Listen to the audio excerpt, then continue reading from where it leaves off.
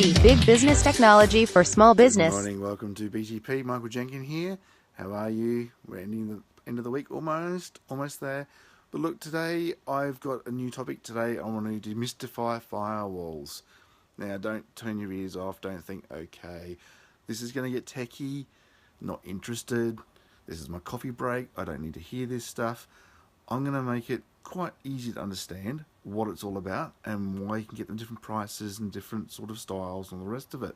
Now, first of all, I'm just going to credit this video to a great guy called Sam, who used this analogy with me first, so this is where I learned it from. So let's have a look at firewalls and deep dive, shall we? I'm just going to swap the screen. Okay, now, first of all, your data. Your data, you've got this idea, or you've heard around the place, that comes as ones and zeros, or offs and ons. All your data, when you break it down, comes down to the very basics of ones and zeros.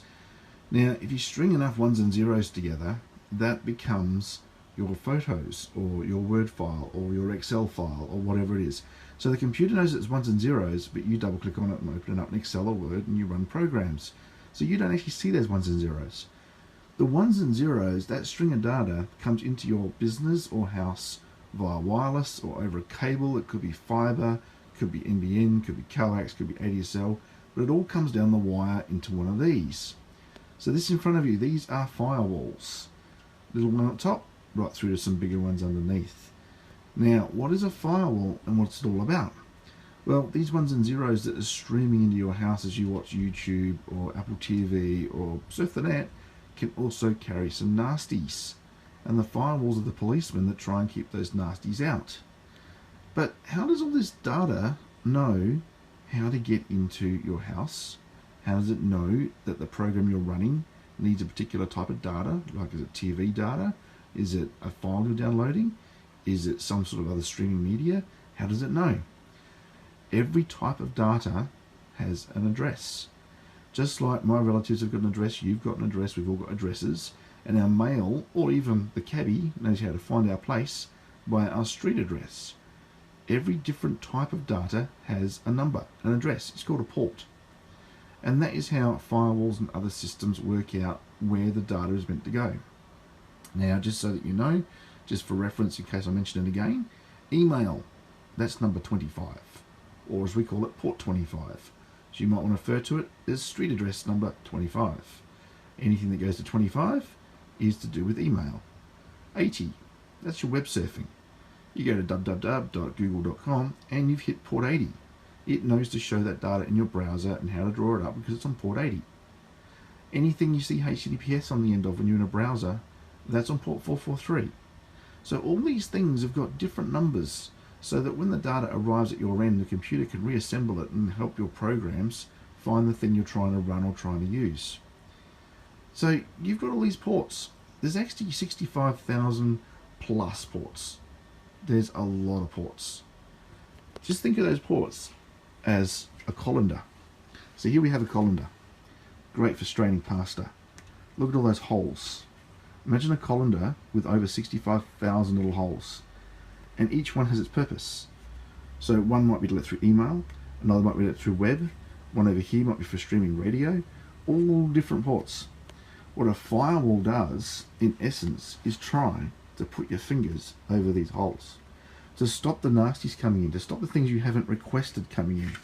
So can you imagine the firewall with thousands of fingers, 65,000 plus fingers, clicking on each of these holes, only letting in the ones you've requested or the ones you need to get through. That's in essence what a firewall does. Now, a cheap firewall, this one here on top, which is like sub $100, that's all it does. It just basically says, I'm allowed to get whatever I want from the internet, but whatever comes from the internet, I'm going to block all these ports. Most home users block every single port because you don't need anything coming in.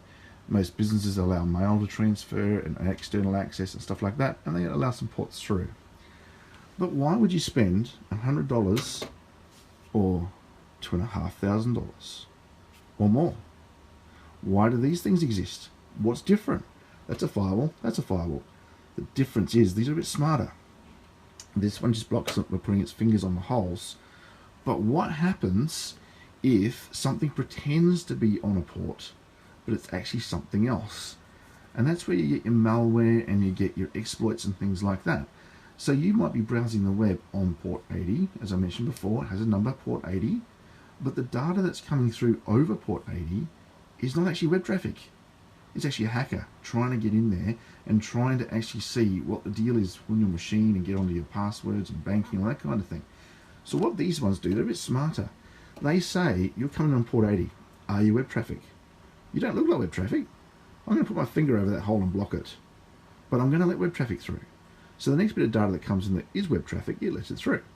Something else comes in, looks a bit malicious, it scans it, it looks at it, and it realizes again, this is not web traffic, don't let it through. So this isn't just putting the finger over the port. This is actually looking at the traffic in that port to see if it's what it's supposed to be. On top of that, these have also got a lot of anti-spam technology, a lot of antivirus technology, and a lot of content filtering, so that you can do things like block terrorism, and that blocks 10,000 different sites or millions of sites, or you can block gambling, or you can block whatever you like. You can block by keyword, or you can block by a URL that you type in yourself.